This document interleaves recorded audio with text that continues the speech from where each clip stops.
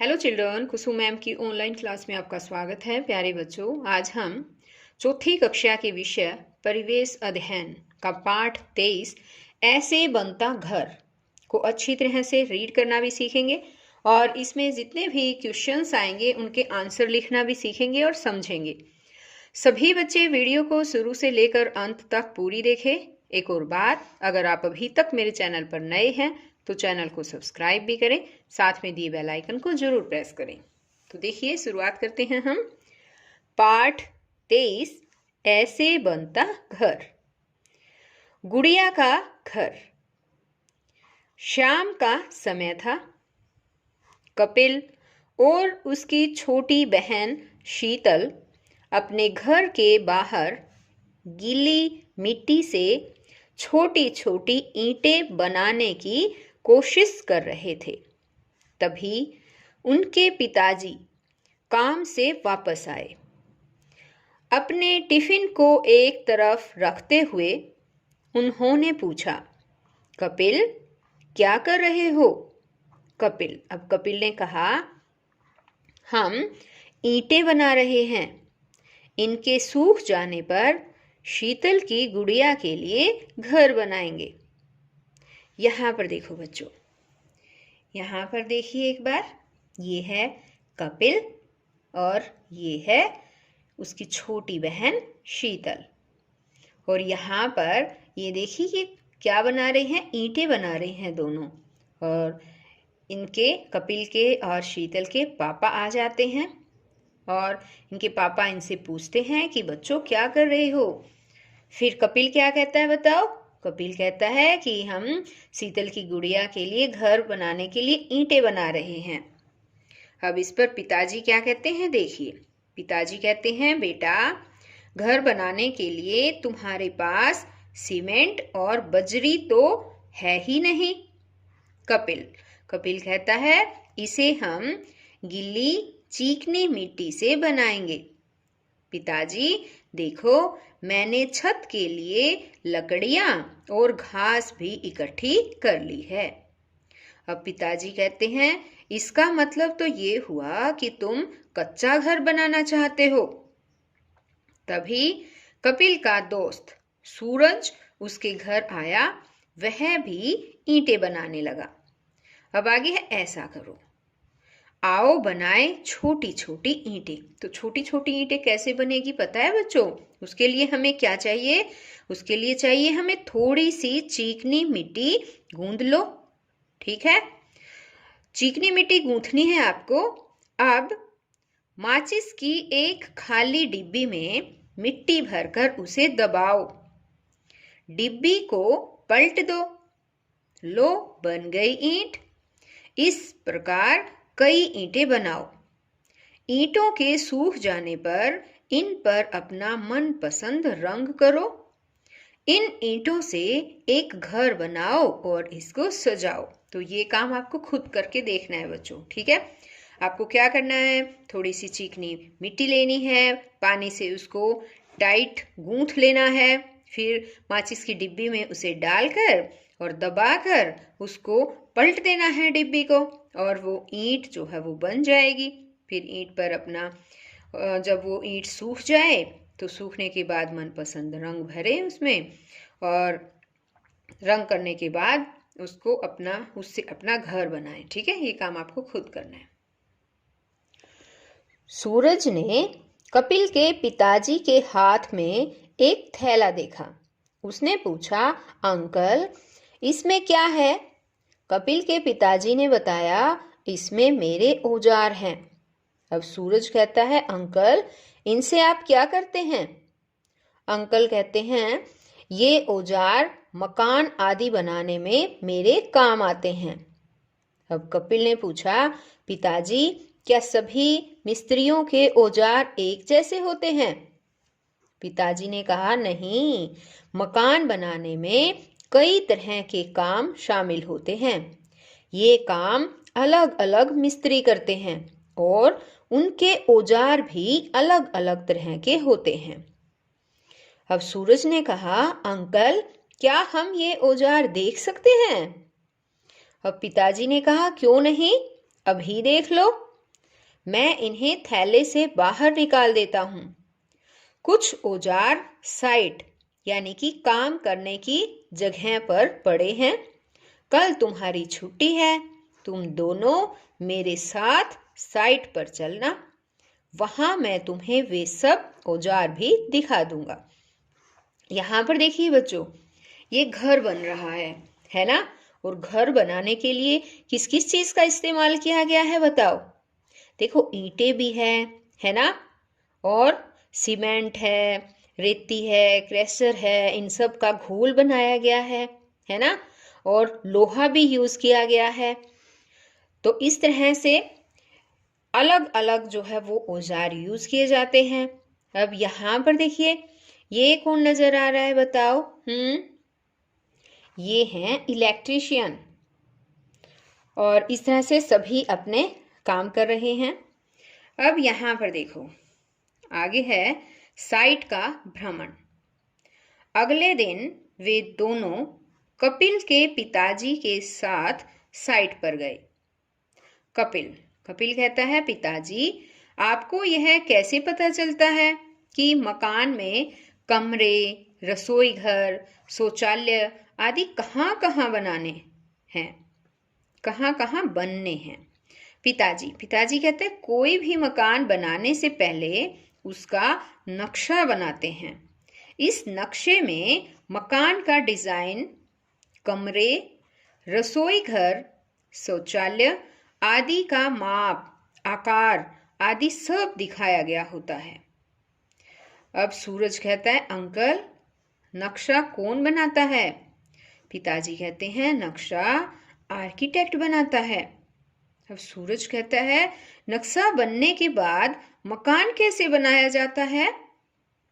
अब उसके पिताजी कहते हैं कि जो मकान बनाना हो पहले उसकी नींव खोदते हैं। नींव जितनी मजबूत होती है भवन उतना ही मजबूत बनता है। नींव को मजबूत बनाने के लिए इसमें सीमेंट, रोड़ी, बजरी आदि डालते हैं।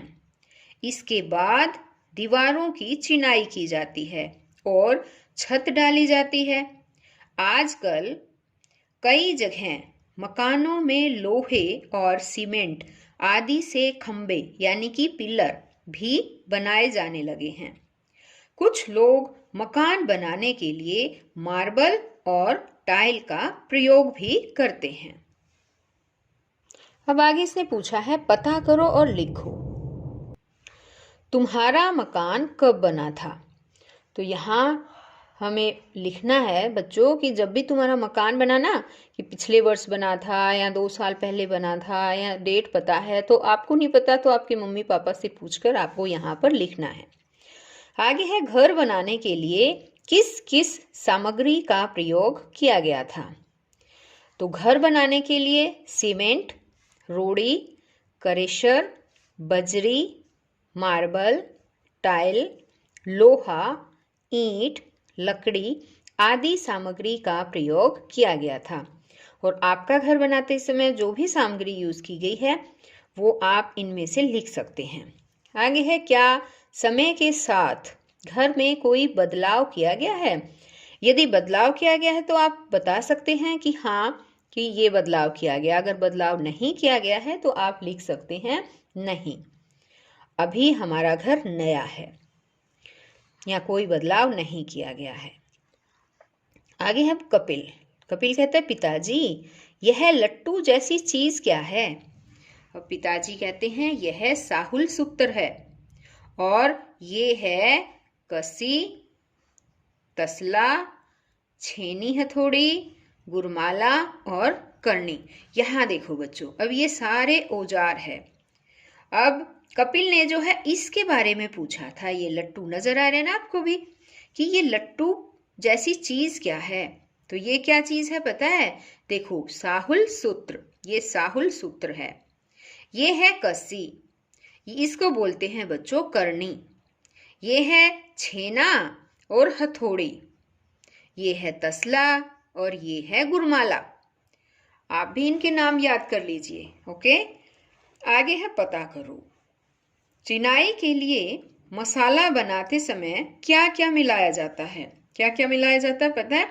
एक तो करेसर मिलाया जाता है, या फिर रेती भी बोल देते हैं, रेती भी मिलाई जाती है, और सीमेंट आदि। आगे है गुरमाला राज मिस्त्री के किस काम आता है? उत्तर आएगा लिपाई के वक्त दीवार तथा फर्श पर सीमेंट को दबाकर समतल करने के लिए, समतल करने के लिए जो है ना गुरमाला यूज किया जाता है। ये रहा गुरमाला, यहाँ पर भी देखो बहुत सारे औजार दे रखे हैं। तो ये है गुरमाला। ये किस काम आता है? जब लिपाई करते हैं ना उस समय दीवार और फर्श पर सीमेंट को दबाकर एक समान कर दिया जाता है, समतल कर दिया जाता है, उसके काम आता है ये गुरमाला। इस गुरमाले की पहचान भी करें और ये नाम भी याद रखें। पिताजी, पिताजी कहते हैं आओ अब मैं तुम्हें अपने साथी कारीगरों से भी मिलवाता हूँ। ये हैं बच्चू सिंह, ये यहाँ बेलदारी का काम करते हैं। अब आगे यहाँ देखो दे रखा है मैं मिस्त्री का सहायक हूँ। मेरा काम है मसाला तैयार करना, मलबा उठाना, बजरी छानना, ईंटों और दीवारों की तराई करना। यहाँ पर देखो बच्चों, ये हैं मिस्त्री का सहायक। ये मसाला तैयार करता है, कोई मलबा है तो उसको भी उठाते हैं, ठीक है, बजरी छानते हैं, ईंटों और दीवारों की तराई करते हैं। आगे है चर्चा करो। राजमिस्त्री के सहायक का काम आसान है या कठिन? बताओ। कठिन काम है ना? क्या इन्हें रोजाना काम मिल जाता होगा? नहीं, इन्हें रोजाना काम नहीं मिलता है बच्चों। तुम्हारे इलाके में राजमिस्त्री के सहायक को किस नाम से जाना जाता है? तो इसे मजदूर भी कहा जाता है। आगे है इस काम को करने वाली महिलाओं को क्या कहते हैं? उनको महिला मजदूर कहा जाता है, ठीक है। आगे है पिताजी, पिताजी कहते हैं ये है घनश्याम दास, घनश्याम दास, ये यहाँ बिजली की फिटिंग का सारा काम करते हैं। यहाँ देखो बच्चों, ये है घनश्याम दास। अब यहाँ पर देखो आर्किटेक्ट के डिजाइन में दिखाया होता है कि पंखा, ट्यूबलाइट, एसी, बिजली के बटन आदि कहाँ कहाँ लगने हैं। इसी के अनुसार मैं अपना काम करता हूँ। दीवारें बन जाने के बाद इनमें पाइप और बिजली की तारें डाली जाती है।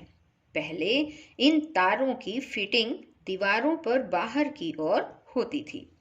पहले जो फिटिंग है ना बच्चों, वो दीवारों के बाहर होती थी, लेकिन आजकल दीवारों के अंदर ही फिटिंग कर देते हैं। कपिल, अब कपिल कहता है अंकल आप किन किन औजारों से काम करते हैं? अब अंकल से घनश्याम से पूछता है कपिल। अब ये अपने यहाँ पर औजार के लिए बताते हैं। देखो ये है प्लास, ये है पेचकस, ये है टेस्टर और ये है ड्रिल मशीन। अब घनश्याम दास कहता है मैं टेस्टर, पेचकस, प्लास, ड्रिल मशीन, छेनी, हथौड़े आदि का प्रयोग करता हूँ। अब कपिल कहता है अंकल क्या आपको बिजली का काम करते हुए डर नहीं लगता? तो इस बात पर घनश्याम दास कहते हैं नहीं, क्योंकि काम करते समय मैं कुछ बातों का विशेष ध्यान रखता हूँ, जैसे हमेशा रबड़ की चप्पलें या रबड़ के जूते पहनकर काम करता हूँ। कभी गीले हाथों से बिजली की तारें नहीं छूता। काम करते समय बिजली की मेन लाइन बंद कर देता हूँ। अब आगे है चर्चा करो। तुम्हारे घर में बिजली से चलने वाले कौन से उपकरण हैं? इनका प्रयोग करते समय किन किन बातों का ध्यान रखना चाहिए? तो बच्चों इसका आंसर तुम्हें खुद देना है। एक तो यहाँ पर कि तुम्हारे घर में बिजली से चलने वाले कौन कौन से उपकरण हैं, जैसे कि जो भी उपकरण है वो आप लिख सकते हैं। जैसे अब मैं लिख रही हूँ यहाँ पर पंखा, कूलर, बल्ब, मिक्सचर जूसर, पानी की मोटर, फ्रिज, टीवी, कंप्यूटर आदि। अब जो भी आपके घर में है आप जो है वो सब लिख सकते हैं। और आगे जैसे इसने पूछा है इनका प्रयोग करते समय किन किन बातों का ध्यान रखना चाहिए, तो उसमें जो बातें हैं ध्यान रखने वो योग्य वो है कि इनका प्रयोग करते समय हमें बिजली की तारों को हाथ नहीं लगाना चाहिए, और दूसरा है कभी भी गीले हाथों से इन्हें नहीं छूना चाहिए। तो बच्चों आज इस वीडियो में केवल इतना ही। नेक्स्ट वीडियो में इसका जो आधा पार्ट आधा हिस्सा रहता है वो सब समझाऊंगी। तो हम फिर मिलते हैं नई वीडियो में। तब तक के लिए बाय बच्चों।